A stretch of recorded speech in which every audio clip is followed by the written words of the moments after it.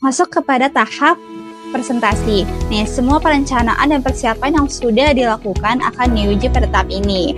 Nah, keberhasilan presentasi tidak hanya tergantung pada isi materi, tapi juga pada bagaimana kita menyampaikannya di depan audiens.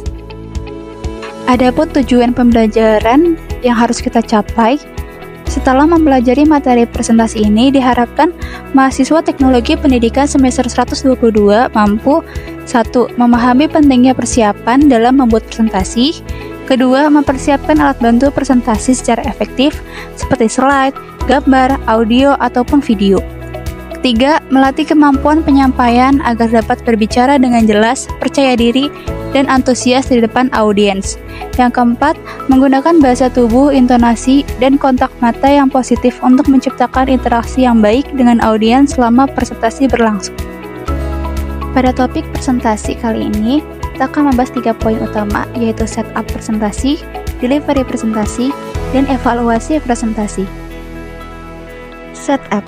Pada dasarnya banyak sekali faktor-faktor yang mendukung untuk men-setting ruangan yang digunakan dalam presentasi. Faktor-faktor tersebut dapat dijelaskan sebagai berikut. Pertama, pengaturan ruangan. Pastikan semua audiens dapat melihat dan mendengar. Idealnya untuk visual yang diproyeksikan, baris depan harus setinggi setidaknya 2 gambar dan baris belakang harus tinggi sekitar 8 gambar dari layar. Bagian bawah layar harus sejajar dengan pandangan mata audiens yang duduk atau sedikit lebih tinggi. Yang kedua adalah suhu ruangan. Pastikan suhu di dalam ruangan presentasi nyaman. Terkadang ruangan yang terlalu hangat akan membuat audiens akan merasa mengantuk dan tertidur.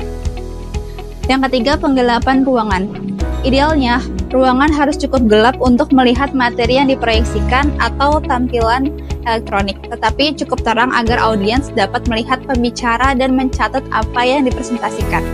Jangan menggelapkan ruangan kecuali jika diperlukan. Ruangan yang gelap membuat orang terkadang mengantuk.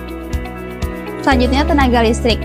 Pastikan di dalam ruangan ada cukup stop kontak dan daya untuk menangani semua yang akan digunakan dalam presentasi. Next, ada peralatan. Periksa semua peralatan untuk memastikan berfungsi dengan baik. Periksa bohlam, cadangan untuk peralatan proyeksi. Bawa kabel ekstensi jika diperlukan. Dan yang terakhir itu adalah keamanan atau safety. Tutup semua kabel, audio, dan listrik dengan selotip agar terasa aman. Pastikan pintu keluar juga tidak terhalang oleh apapun. Proses kedua pada tahap presentasi ialah delivery. Delivery adalah tahap di mana seorang presenter menyampaikan materi secara langsung di depan audiens.